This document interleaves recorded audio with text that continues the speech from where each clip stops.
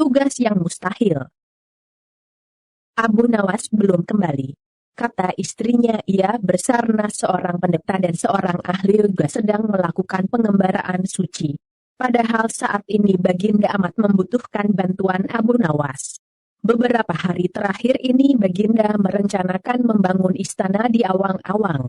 Karena sebagian dari raja-raja negeri sahabat telah membangun bangunan-bangunan yang luar biasa. Baginda tidak ingin menunggu Abu Nawas lebih lama lagi. Beliau mengutus beberapa orang kepercayaannya untuk mencari Abu Nawas. Mereka tidak berhasil menemukan Abu Nawas karena Abu Nawas ternyata sudah berada di rumah ketika mereka baru berangkat. Abu Nawas menghadap Baginda Raja Harun al-Rashid. Baginda amat riang. Saking gembiranya beliau mengajak Abu Nawas bergurau. Setelah saling tukar-menukar cerita-cerita lucu, lalu Baginda mulai mengutarakan rencananya. Aku sangat ingin membangun istana di awang-awang agar aku lebih terkenal di antara raja-raja yang lain.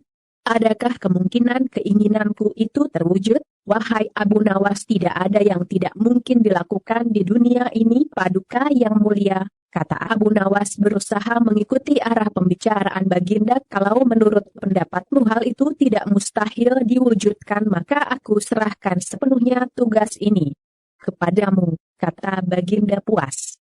Abu Nawas terperanjatlah menyesal telah mengatakan kemungkinan mewujudkan istana di awang-awang, tetapi nasi telah menjadi bubur.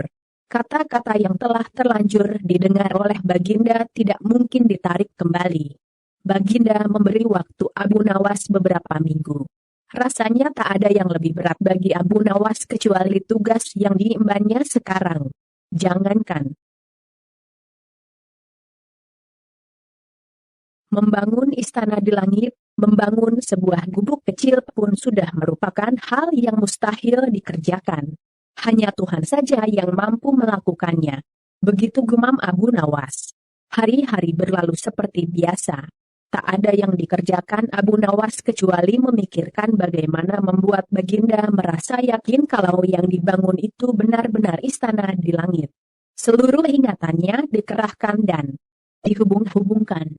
Abu Nawas bahkan berusaha menjangkau masa kanak-kanaknya. Sampai ia ingat bahwa dulu ia pernah bermain layang-layang. Dan inilah yang membuat Abu Nawas girang. Abu Nawas tidak menyia-nyiakan waktu lagilah bersama beberapa kawannya merancang layang-layang raksasa berbentuk persegi 4. Setelah rampung baru Abu Nawas melukis pintu-pintu serta jendela-jendela dan ornamen-ornamen lainnya. Ketika semuanya selesai, Abu Nawas dan kawan-kawannya menerbangkan layang-layang raksasa itu dari suatu tempat yang dirahasiakan. Begitu layang-layang raksasa berbentuk istana itu mengapung di angkasa, penduduk negeri gempar. Baginda Raja girang bukan kepalang, benarkah Abu Nawas berhasil membangun istana di langit? Dengan tidak sabar beliau didampingi beberapa orang pengawal bergegas menemui Abu Nawas. Abu Nawas berkata dengan bangga, Paduka yang mulia, istana pesanan Paduka telah rampung. Engkau benar-benar hebat wahai Abu Nawas, kata Baginda memuji Abu Nawas. Terima kasih Baginda yang mulia, kata Abu Nawas. Lalu bagaimana caranya aku ke sana, tanya Baginda. Dengan tambang, Paduka yang mulia, kata Abu Nawas. Kalau begitu siapkan tambang itu sekarang. Aku ingin segera melihat istanaku dari dekat, kata Baginda tidak sabar. Maafkan hamba Paduka yang mulia. Hamba kemarin lupa memasang tambang itu.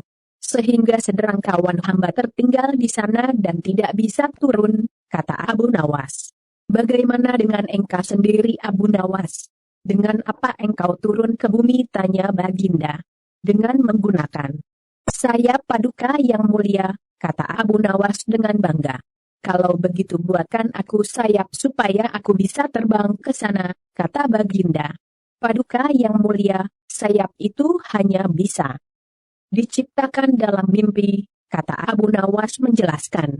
Engkau berani mengatakan aku gila sepertimu, tanya Baginda sambil melotot. Ya, Baginda. Kurang lebih seperti itu, jawab Abu Nawas tangkas. Apa maksudmu, tanya Baginda lagi. Baginda tahu bahwa membangun istana di awang-awang adalah pekerjaan yang mustahil dilaksanakan.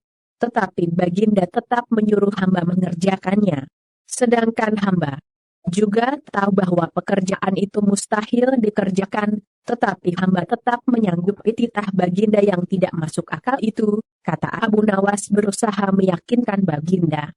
Tanpa menoleh Baginda Raja kembali ke istana diiring para pengawalnya. Abu Nawas berdiri sendirian sambil memandang ke atas melihat istana. Terapung di awang-awang, sebenarnya siapa di antara kita yang gila? Tanya Baginda mulai jengkel. Hamba kira kita berdua sama-sama tidak waras, tuanku, jawab Abu Nawas tanpa ragu.